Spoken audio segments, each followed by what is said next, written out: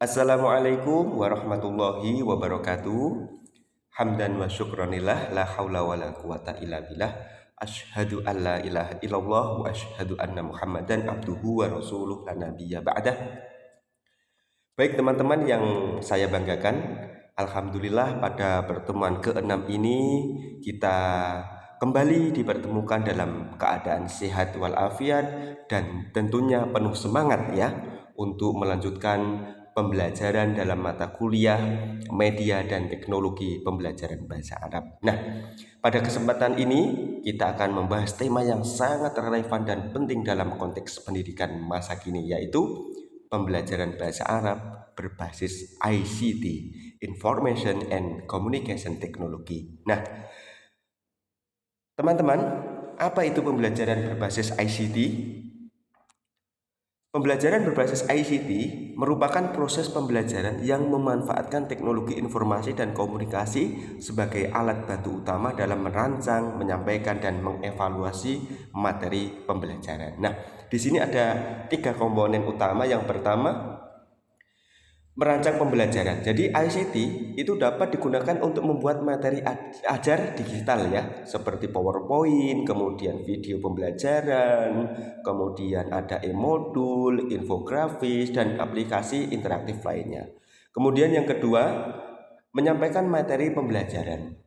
Nah, teman-teman, guru ya melalui aplikasi atau pembelajaran berbasis ICT ini, guru dapat menyampaikan materi melalui media digital seperti video konferensi, ada Zoom, kemudian ada Google Meet, aplikasi pembelajaran, ada Kahoot, atau video animasi yang lain. Dan yang ketiga, evaluasi pembelajaran. Tentunya proses evaluasi kalau misalkan kita menggunakan ICT ini dapat dilakukan menggunakan alat tes digital ya. Banyak sekali contohnya seperti Google Form, kemudian ada quiz, dan platform learning lainnya, sehingga hasil evaluasi bisa langsung diperoleh dan dianalisis secara otomatis dan akurat. Kemudian tujuan pembelajaran berbasis ICT ini yang pertama, meningkatkan efisiensi dan efektivitas pembelajaran. Sehingga penggunaan ICT ini memungkinkan proses pembelajaran berlangsung lebih cepat dan tepat sasaran. Kemudian yang kedua, menyediakan akses belajar tanpa batas ruang dan waktu dengan adanya platform pembelajaran online seperti Google Classroom, kemudian YouTube. Tentunya siswa tidak harus selalu hadir secara fisik ya di kelas. Mereka dapat mengakses materi pelajaran kapan saja dan di mana saja sesuai dengan kondisi dan kebutuhan masing-masing. Kemudian tujuan yang ketiga, mendukung pembelajaran yang interaktif, kolaboratif, dan personal. ICT menyediakan berbagai fitur yang membuat pembelajaran lebih menarik seperti forum diskusi online, kemudian kuis interaktif, video edukasi, dan aplikasi pembelajaran lainnya. Nah, adapun manfaat pembelajaran ICT ya, ini manfaat bagi guru. Yang pertama, menyiapkan pembelajaran dengan media campuran atau multimedia learning. Dengan bantuan ICT tentunya guru dapat mengembangkan materi ajar dalam berbagai format seperti teks, gambar, audio, video, animasi, dan simulasi interaktif. Kemudian yang kedua, umpan balik lebih cepat. Dengan ICT tentu guru juga dapat memberikan umpan balik secara langsung dan real time, baik melalui chat, komentar, maupun fitur evaluasi otomatis. Dan yang ketiga, strategi pengajaran fleksibel ya. Teknologi memungkinkan guru untuk menyesuaikan strategi pengajaran dengan beragam gaya belajar siswa seperti visual, auditori, kinestetik, atau kombinasi dari semuanya. Adapun manfaat bagi siswa yang pertama, peningkatan keterlibatan. Tentunya siswa dapat lebih aktif dalam belajar, mungkin karena adanya kuis ya, atau game, jejak pendapat, konten video, dan media lainnya. Kemudian pembelajaran siswa mandiri dengan akses ke sumber belajar digital, siswa dapat belajar sesuai dengan ketepatan dan kecepatan sesuai dengan kemampuan masing-masing. Kemudian pelajaran tentunya juga bisa menjadi lebih seru dan lebih menarik ya. Artinya ICT dapat mengubah mata pelajaran yang awalnya mungkin terasa membosankan menjadi lebih menyenangkan atau hidup ya. Materi yang mungkin dulunya hanya berupa teks, dengan ICT ini dapat diperkaya dengan gambar, animasi, simulasi, dan cerita interaktif. Nah, adapun manfaat ICT dalam pembelajaran bahasa Arab, yang pertama, visualisasi materi ya, gambar, video lebih mudah dipahami. Yang kedua, akses ke sumber belajar otentik berbahasa Arab secara real time. Kemudian interaksi dan latihan berbasis aplikasi yang meningkatkan keterampilan bahasa. Misalkan siswa bisa mengerjakan kuis, penguasaan mufrodat secara mandiri setiap hari lewat aplikasi. Kemudian adanya umpan balik langsung melalui aplikasi dan platform pembelajaran digital. Dan yang terakhir, meningkatkan keterlibatan siswa melalui game dan media interaktif. Tentunya siswa dapat berlomba-lomba mengerjakan kuis kosakata bahasa Arab menggunakan kuis ya, atau word well dengan elemen skor dan lain sebagainya. Ini salah satu beberapa manfaat ya ICT dalam pembelajaran bahasa Arab.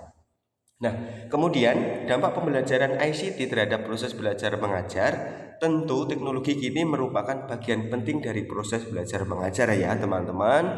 Berkat alat pembelajaran modern, pendidikan tanpa henti kini dapat dilakukan ya, termasuk keterlibatan siswa meningkat dan pengetahuan berkembang pesat.